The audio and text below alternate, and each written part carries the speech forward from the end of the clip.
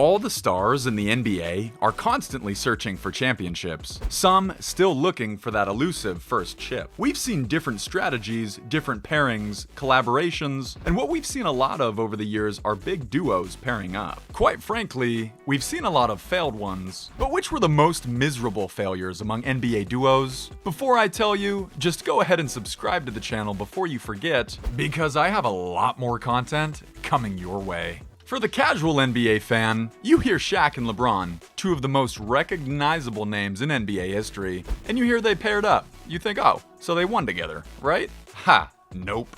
Not so much. The problem is, this was prime LeBron, but this was no longer prime Shaq. And I don't know if that's what the Cavs thought they were getting when Shaq Diesel joined in what amounted to be his second to last season in the league. Shaq's output was on the decline, but it hadn't fallen off a cliff quite yet. He still had some productive years in Miami and Phoenix. But that drop-off from Phoenix to Cleveland for Shaq was real. Among other details, one big one was that Shaq went from averaging almost 18 points a game in Phoenix to just 12 a game in Cleveland, his lowest season average to date. People forget, big men in the NBA age differently. It's like the difference between humans and dogs. Big men are just on dog years, and Shaq's knees just weren't going to allow him to keep doing that year after year at such a high level.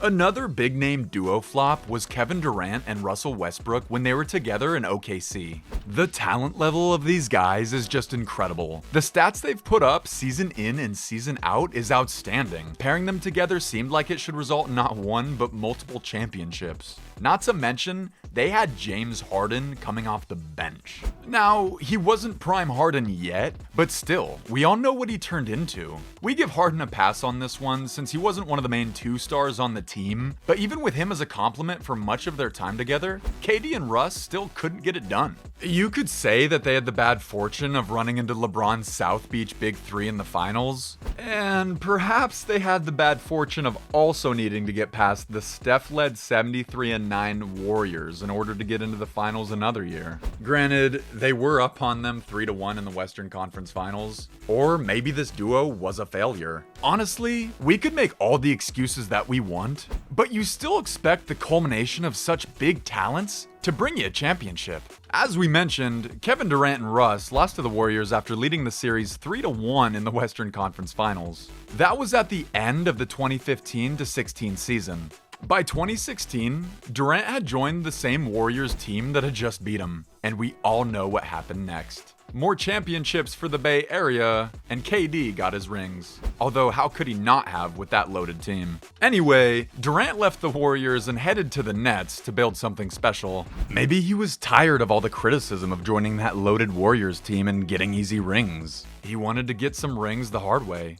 Admirable. He joined up with Kyrie, and, well, you've seen how it's been going. Not to mention, they added James Harden. James, you again? James gets a pass one more time since he only stayed in Brooklyn for what felt like 18 minutes. But Durant and Kyrie, two uber-talented players, have been teamed up in Brooklyn for a little while now, and it has not been going well at all. Again, you expect greatness, and you expect championships, but they haven't even sniffed the finals yet, and suffered an embarrassing defeat to the Celtics in the first round of the 21-22 playoffs, getting swept. Who knows if they managed to turn it around, but it's not looking great for them. They're starting to embody that classic theme of players not living up to the performance they were expected to put on. And Durant, I'm sorry you got thrown on this list twice, but you'll notice that's a little bit of a theme here. Hey, do you remember that time Dwight went to the Lakers? Oh yeah, when he joined with LeBron and Anthony Davis, and then he won a championship with them? Nope. I meant the time before, when Dwight joined up with Kobe, and not late stage Dwight, prime Dwight.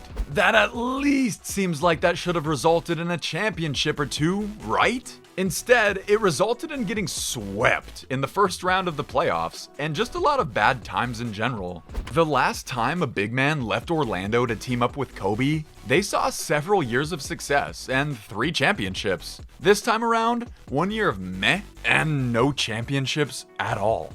And the self-proclaimed Superman. Sounds great, right? If we're talking about some sort of comic book, but in the NBA, it was no good. Who do you think was more to blame for that failed duo? Because by the looks of our next one, I'd say the blame was more at the feet of Dwight, as he's part of yet another terrible tag team. The very next year, when he joined the Houston Rockets and James Harden, alright, we gave Harden enough passes beforehand. He has to take some blame for this one. Harden and Howard spent the next 3 years together in Houston. There were times the duo showed flashes of greatness, like their second year together, making it all the way to the Western Conference Finals. But that was as far as they made it. The other 2 years, they got bounced in the first round, which is not good enough when you have two players of that caliber. Are we expecting too much of Dwight? Are we being too harsh? Well, we don't seem to be the only ones who think so either, since he keeps bouncing from team to team. When a player can't find one place to settle in and have a good career, you've got to start looking at the player. Trust the process!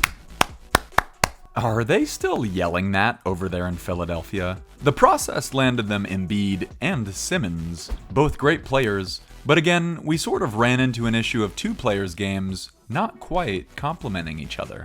Don't get me wrong, there were some pretty good times in Philly. Granted, they tended to have other players of high caliber around them when that was the case, but Embiid and Simmons, these two giants couldn't really work together, trying to occupy the same space. It looked like the Sixers were trying to do a second iteration of the Twin Towers that San Antonio had with David Robinson and Tim Duncan. Only Robinson and Duncan played in a time when the league was more big man centric. Now, the league is more about big guys with little guy skills and outside shots. Now, Embiid's not the quickest guy, but he does have an outside shot. And Simmons had the ball handling skills, but a jumper? That's not something on Simmons' utility belt. To boil it all down to one statement, oil and water brag about how well they mix compared to Embiid and Simmons. These two just didn't fit, and their process didn't result in anything to write home about. This next one is like a choose your own adventure. Chris Paul and take your pick. Chris Paul was paired with Blake Griffin on the Clippers, and though they worked really well together, they could just never carry the Clippers beyond a certain point. It was like the Clippers were cursed, and no matter who they had on the team, the franchise just wouldn't allow a finals appearance. Was it the Clippers that were cursed? Or Chris Paul? Because it's not the only time it happened to him. How about when he teamed up with James Harden?